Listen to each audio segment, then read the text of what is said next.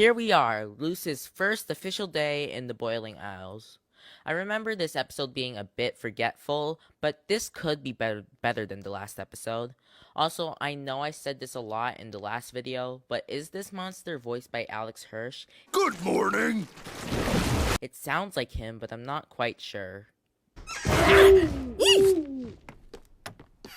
I like how the bathroom door says ladies and king. Ida and King are really the only ones living in this house, so a men's bathroom really wasn't needed.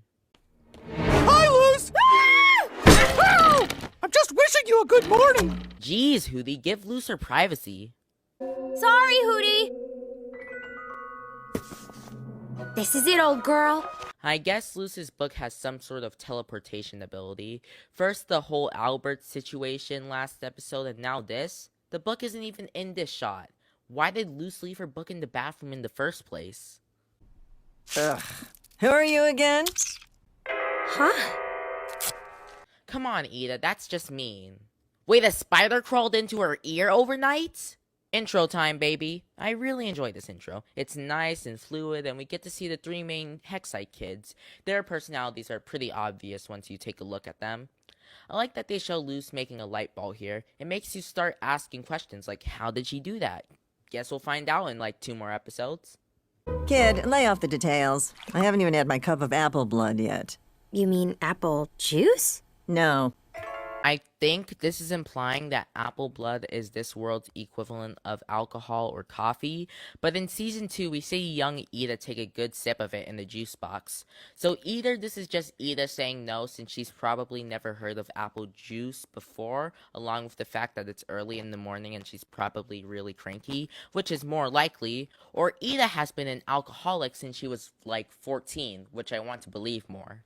Also, you're wrapped in a bathrobe and wearing the dirtiest traffic cone I've ever seen. Do traffic cones exist in this world, or did she just yoink this from Earth? Also, what is King eating?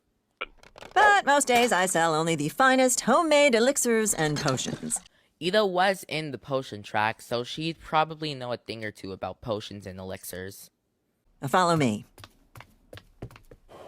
Today you'll deliver packages and sell potions to that town over there. We see that Luz and Ida are in the living room, which we know is on the first floor. So why did they go up to this little tower instead of out the front door?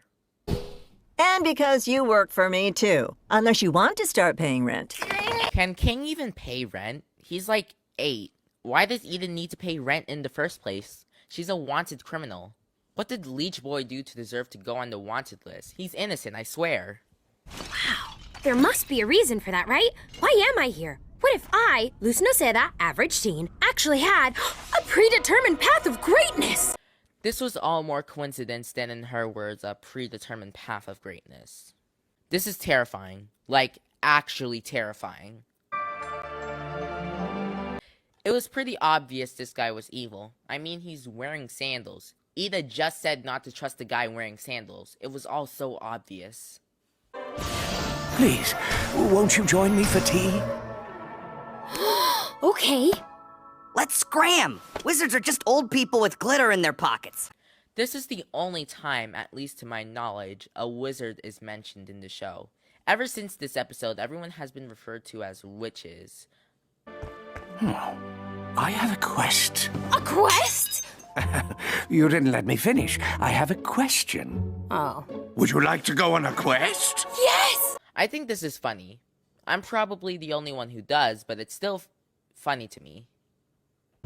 The prophecy speaks of a young human girl who will claim the celestial staff and free this world from an ancient evil. The celestial staff looks a lot like the staff Azura has in the books.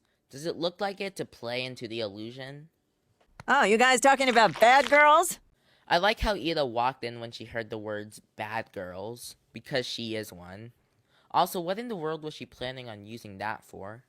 Your wizard client told Luz she was a was a chosen one.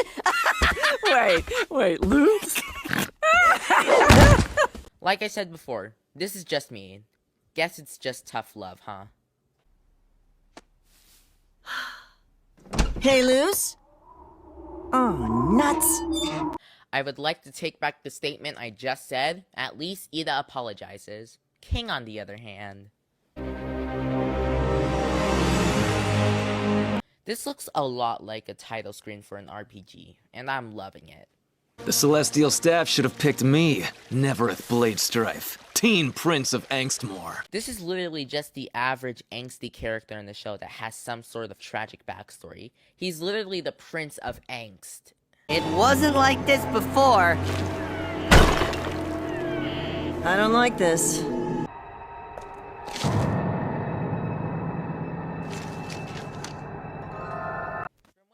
In this episode, I think this guy can only keep illusions in one place at a time, because every time Luce leaves and enters a new one, when Ida and King go to the area Luce was in before, it's all messed up. It also seems like this guy is pulling this scam multiple times on people who want to believe there's something special. Guess that's how he feeds. Nevereth, your vengeful backstory is so compelling, and I'm loving your animal sidekick. I know that this guy isn't real, but I would have liked if we could just hear a bit more of his backstory. Wow, this is amazing. Thank you. Do you need a cape? Nah, I think You I'm can good. use my shirt! Yes, I need a cape. I like how all the gifts Luce gets on this fake adventure are used to constrain her later on. Also, Luce accepting the cape after this guy takes his shirt off is hilarious. Thank you for inviting me to your feast, princess. Can we stop skipping these scenes? The more I hear about them, the more I want to see them. Also, the code for this episode is right over here. I hope this quest never ends. Your quest will soon come to an end, for the staff you seek is around the bend. Thanks for ruining the mood, Chris. Yeah, thanks a lot, Chris. I know this guy. He's no wizard. He's what you call a puppeteer, a demon who specializes in scamming and manipulating people. I have to say, the puppeteer is one of the more interesting one-off villains in this show. He's so much better than Tippos could ever be, and he appears in 3 episodes. Your hubris has failed you, witch apprentice! This is also a pretty interesting concept for a villain. Shame his design is just a weird squid. I would have taken him over Tippos every day of the week. Your mentor has been stealing customers from my potions business for years! Can't believe the main reason he did all this was because he was angry at Ida because she kept stealing all his potential customers. He's just a better Tippos. But it's not real. There we go, Luce. Man, I love this episode's message, but we'll get to that soon. Feel my wrath! Is this sword not made out of plastic? They said this sword was for ages 6 to 11 before. Are they just giving kids swords that can stab right through a person? Just realized these two are getting some kills. Better add to their kill count.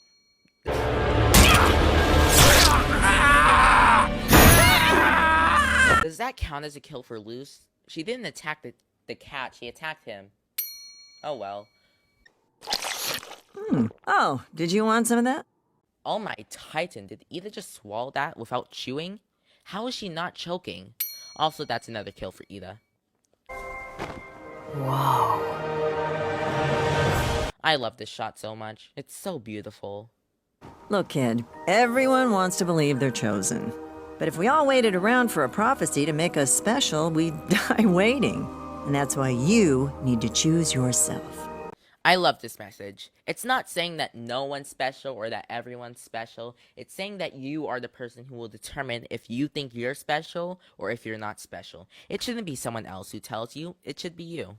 So I'm gonna be real with you guys. The audio for this part was really messed up, so I'm kind of recording this like last minute, so it's gonna sound weird. Basically, the first set of messages for the episode title messages, that is going to be now a W, and for the messages hidden in the episode, it is now since this translates into witches, then the message is now 2 witches. I just had to do this because the audio was really messed up. Back to the actual video. Now, I think this episode is a lot better than the first one. While the first episode fleshes out the world and the main story, this one fleshes out the characters. And when it comes to a show, if you don't get me attached to the characters or relate to them, it ruins my enjoyment. This episode, thankfully, doesn't. I forgot to rank the last episode, so let me do that right now. For A Lying Witch and a Warden, I'd probably give it a 5 out of 10. For this episode, however, I'll give it a 7 out of 10. I really enjoyed this episode. So I'll see you guys in the next Overanalyzing vid.